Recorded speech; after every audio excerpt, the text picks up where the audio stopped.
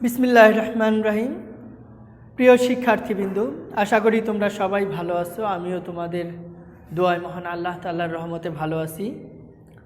তো যারা ক্লাস 9-এ নতুন উঠতে যাচ্ছ তাদের জন্য মূলত আমার এই ক্লাসটি।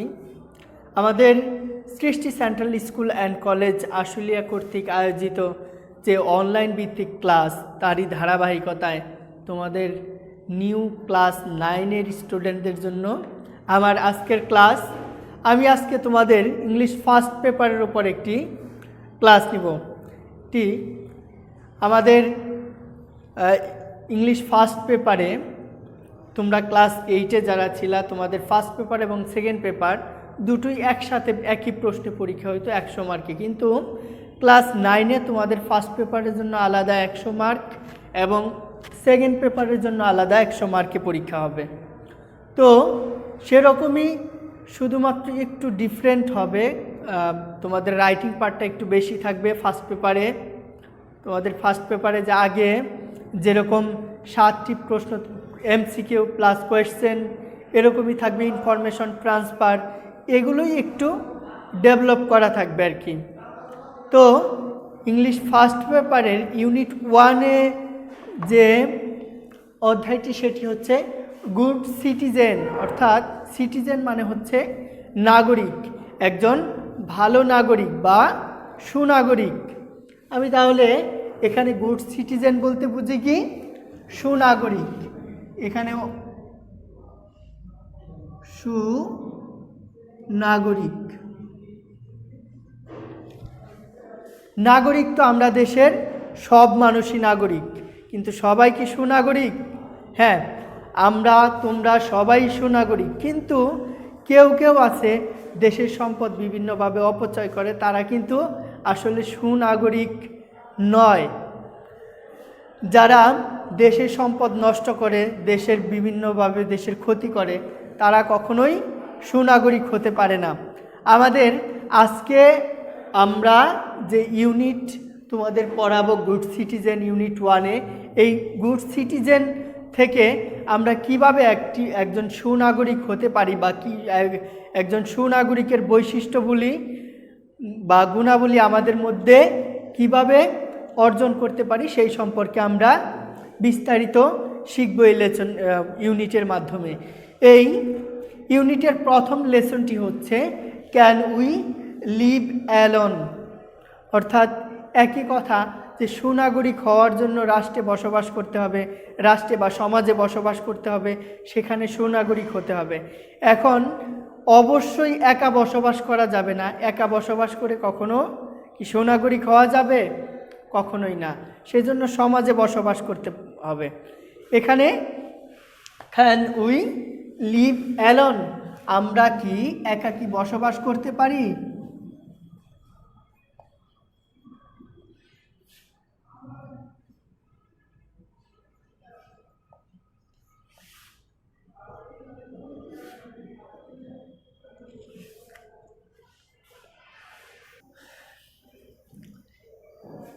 তাহলে আমরা কি একাকী বসবাস করতে পারি? এই লেসনে কি আছে আমরা দেখে নেই। তোমাদের যে টেক্সট বই আছে, টেক্সট বই, নতুন টেক্সট বই পেয়েছো, এই টেক্সট বই খোলার পরই দেখবা যে প্রথমেই তোমাদের ইউনিটটি আছে পেজ নাম্বার 2-তে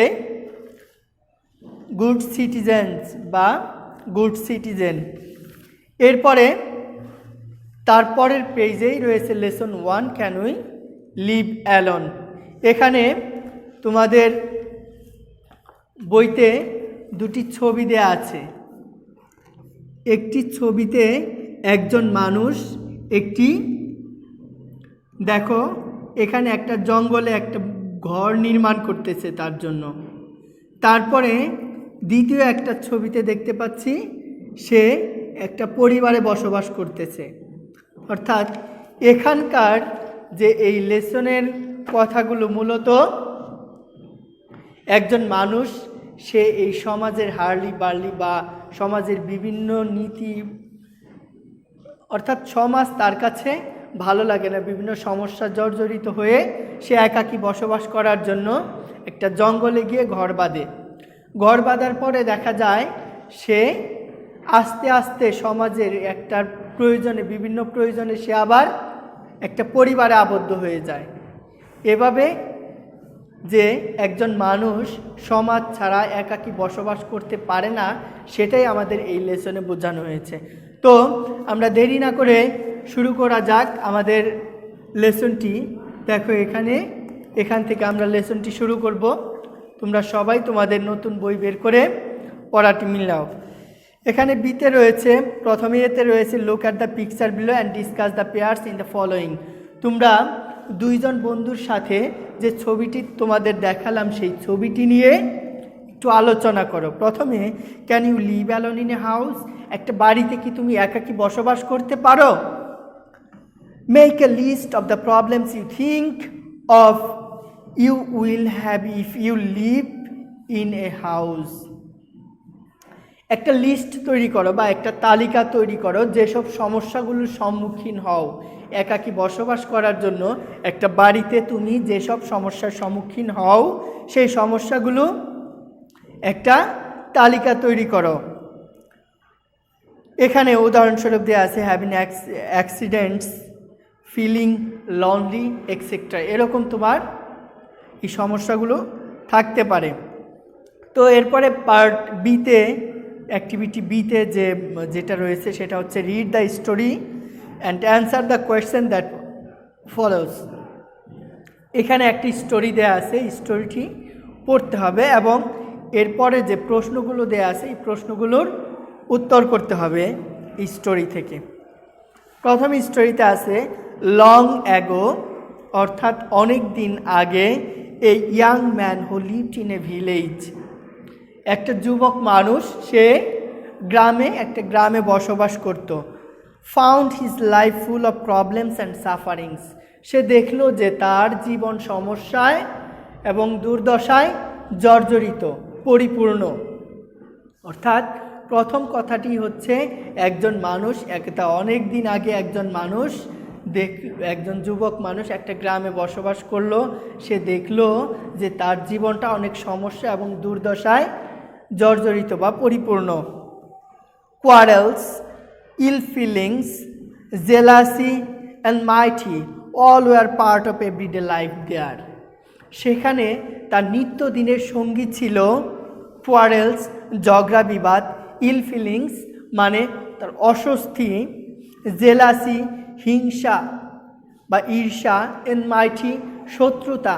এই যে সমাজে মানুষের মধ্যে ঝগড়া বিবাদ, তার অস্বস্তি, তার যে একজন মানুষ আরেকজনকে যেভাবে হিংসা করে, একজন মানুষের সাথে আরেকজন মানুষ যেরকম শত্রুতা মনোভাব, শত্রুসুলভ মনোভাব, এই সব কিছু ছিল তার ওই গ্রামের নিত্যদিনের সঙ্গী। So he left his house and went to a jungle to live by himself. তাই সে তার গৃহকে ত্যাগ করল, সে তার বাড়ি ছেড়ে দিল এবং একটা জঙ্গলে গিয়ে একাকী বসবাস করার চিন্তা করলো বা একাকী বসবাস করতে শুরু করলো। There he made a nice little hut. সেখানে সে সুন্দর ছোট্ট একটি কুঁড়ে ঘর নির্মাণ করলো। With wood and bamboo and reads. Reads মানে হচ্ছে উড অ্যান্ড ব্যাম্বু অর্থ তোমরা সবাই জানো। রিড মানে হচ্ছে REED, রিড মানে হচ্ছে নলখাগড়া। নলখাগড়া, এই নলখাগড়া বা সুন্দরবনের গুলপাতার মতোই সে বাঁশ, কাঠ এবং নলখাগড়া দিয়ে তার জন্য ছোট্ট সুন্দর একটি কুঁড়েঘর সে নির্মাণ করলো। Oh how happy I am here. এখানে আমি কতই না সুখী। The man said to himself. লোকটি নিজেকেই বলতে লাগলো, নিজেই বলতে লাগলো, আমি এখানে কত সুখী, এখানে কোনো ঝগড়া বিবাদ নাই, এখানে কোনো সমস্যা নাই। সে এটা বলতে লাগলো। But one day he found some mice in his heart. কিন্তু একদিন হঠাৎ করে সে তার কুঁড়ে ঘরে কিছু ইঁদুর দেখতে পেল। তার সমস্যা আস্তে আস্তে শুরু করেছে। সে তার সুন্দর কুঁড়ে ঘরে সে কয়েকটি ইঁদুর দেখতে পেল। The little creature soon made holes in his blanket. Blanket মানে হচ্ছে কম্বল, শীতের সঙ্গী। ব্ল্যাঙ্কেট মানে কম্বল বা কাঁথা, কম্বল। সে দেখল যে এই ছোট্ট প্রাণীটি তার কম্বলের মধ্যে একটা ফুটো করে দিয়েছে, অর্থাৎ কম্বল কেটে ছিদ্র করেছে। So he brought a cat to kill the mice. তাহলে তার এই সমস্যাটি সমাধানের জন্য সে একটা গ্রাম থেকে একটা বিড়ালকে নিয়ে আসলো, যাতে এই বিড়াল তার ওই ইঁদুরগুলো মেরে ফেলতে পারে। তারপর দ্য ক্যাট নিডেড মিল্ক। এখন এই বিড়ালটিকে যদি বাঁচিয়ে রাখতে চায় তাহলে এই বিড়ালকে দুধ খাওয়াতে হবে, তার দুধের প্রয়োজন। So he brought a cow. তাই সে একটি গরু নিয়ে আসলো আবার বাড়ি থেকে। তারপর the cow needed grass and hay. গরুটির কি প্রয়োজন? ঘাস এবং হে। হে মানে হচ্ছে খড়, ঘাস এবং খড় প্রয়োজন। So he brought a cow hand. তাই এই গরুটি লালন পালনের জন্য সে একটি কাউবয় বা রাখালকে নিয়ে আসলো। The cow hand needed food. এখন এই রাখাল ছেলেটাকে বাঁচিয়ে রাখার জন্য খাদ্যের প্রয়োজন। So he took a wife to cook meals. তাদের জন্য খাবার রান্নাবান্নার জন্য একজন স্ত্রী নিয়ে আসলো সে। Then children were born to them. তারপর তাদের সন্ততি হলো। And the man found himself again in a family. এবং তারপর এই লোকটি তাকে পুনরায় একটি পরিবারে খুঁজে পেল। সো আমরা দেখতে পেলাম যে এই যে যুবক লোকটি সে জঙ্গলে গিয়েছিল একাকী বসবাস করার জন্য, আসলে কি সে একাকী বসবাস করতে পেরেছে? পারেনি। কিন্তু সে আস্তে আস্তে একটা সমস্যার সমাধানের জন্য সে আস্তে আস্তে সেই সমস্যার সমাধান করতে করতে সে একটা পরিবারে আবদ্ধ হয়ে গেছে। এখন এই পরিবারেরও তো বিভিন্ন সমস্যা হতে পারে, সমাজের আরেকটি পরিবারের সাহায্যের প্রয়োজন হতে পারে।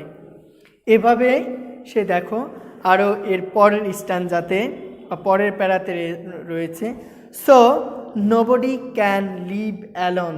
তাই কেউই একাকী বসবাস করতে পারে না, কেউ একা বসবাস করতে পারে না। Unless that person is either an Angel or a devil. অর্থাৎ শয়তান এবং ফেরেশতা ছাড়া কেউই একাকী বসবাস করতে পারে না। Unless that person is either, সে অর্থাৎ দেবতা এবং শয়তান ছাড়া কেউ একাকী বসবাস করতে পারে না। এখানে দেখতে পেলাম অ্যাঞ্জেল। অ্যাঞ্জেল মানে কি? দেবতা বা ফেরেশতা।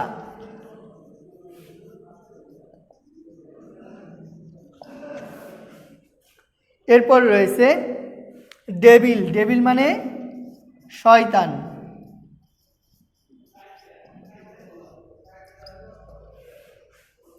শয়তান এবং ফেরেশতা ছাড়া কেউই একা বসবাস করতে পারে না। People need food. মানুষের খাদ্যের প্রয়োজন। শেল্টার, তাদের আশ্রয়ের প্রয়োজন। কম্পানিয়ন্স অ্যান্ড হেল্পস, তাদের সঙ্গী প্রয়োজন এবং তাদের একে অন্যের সাহায্যের প্রয়োজন। মানুষ তো খাবার না খেয়ে থাকতে পারবে না, থাকার জন্য একটা আশ্রয় প্রয়োজন এবং একে অপরের সাহায্যের প্রয়োজন। কিন্তু এই সব জিনিস, খাবার, আশ্রয় যাদের প্রয়োজন নেই তারা একাকী বসবাস করতে পারে। কারা? শুধুমাত্র ফেরেশতারা এবং শয়তান ছাড়া কেউ একাকী বসবাস করতে পারে না, কারণ তাদের তো কোনো খাবারের প্রয়োজন হয় না। They need to look after each other. তাদের একে অন্যের সেবার প্রয়োজন। অসুস্থ হয়ে গেলে একজন মানুষ আরেকজন মানুষকে সেবা করে। And if they live in a family or community, their needs can be fulfilled. যদি একজন মানুষ বা তারা যদি সমাজে বা একটা পরিবারে বা একটা সমাজে বসবাস করতে পারে, তাদের সকল চাহিদা বা তাদের সকল চাহিদা পরিপূর্ণ হয়, পূর্ণ হয়। তাদের যে যা কিছু প্রয়োজন সব চাহিদা পূর্ণ হয়। Hence, living in a society can make a people good and happy citizen. তাই একটা সমাজে বসবাস করা একজন মানুষকে একজন সুখী এবং সুনাগরিক হিসেবে গড়ে তোলে। তাহলে আমাদের ইউনিটের মূল থিমটাই হচ্ছে আমাদের গুড সিটিজেন। গুড সিটিজেন কিভাবে হতে হবে? আগে সমাজে বসবাস করতে হবে। গুড সিটিজেন হওয়ার জন্য, সুনাগরিক হওয়ার জন্য আমাদেরকে সমাজে বসবাস করতে হবে।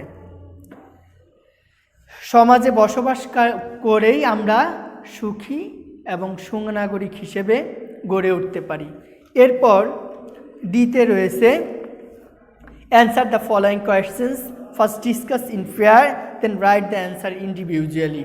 প্রথমেই এই উত্তরগুলো নিয়ে তুমি তোমার বন্ধুদের সাথে আলোচনা করো, তারপর এটি ইন্ডিভিজুয়ালি আলাদা আলাদাভাবে তোমরা লিখো।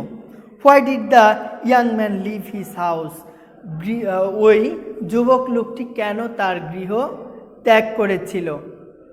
Why did he make a hut? সে কোথায় একটি কুঁড়ে ঘর নির্মাণ করেছিল। What did he make the heart with? এবং কি দিয়ে সে কুঁড়ে ঘরটি নির্মাণ করেছিল। Was the man happy in his heart? তার কুঁড়ে ঘরে লোকটি কি সুখী ছিল? How did he find himself again in a family? সে কিভাবে নিজেকে পুনরায় একটি পরিবারে খুঁজে পেল। হোয়ার and how can a person be happy? কোথায় এবং কিভাবে একজন মানুষ সুখী হতে পারে। What is the moral of the story? এই গল্পের মূল কথা কি? তাহলে এখানে আমরা দেখতে পাচ্ছি 6টি কোয়েশ্চেন্স। এই 6টি কোয়েশ্চেন্স তোমরা একে একে উত্তর খুঁজে বের করবে। এই প্যাসেজ থেকে উত্তর খুঁজে বের করে তোমাদের খাতায় লিখবে। এটি তোমাদের HW আকারে দেয়া হলো। তো পরবর্তী ক্লাসে তোমাদের সাথে আরও একটি ইম্পর্টেন্ট টপিক নিয়ে কোনো একটা আরও মজার কোনো লেসন নিয়ে তোমাদের সাথে কথা হবে, তোমাদের পড়ানো হবে। সেই পর্যন্ত সবাই ভালো থাকো, সুস্থ থাকো, সবার সুস্বাস্থ্য ও দীর্ঘায়ু কামনা করে আজকের ক্লাস এখানেই শেষ করছি। আল্লাহ হাফেজ।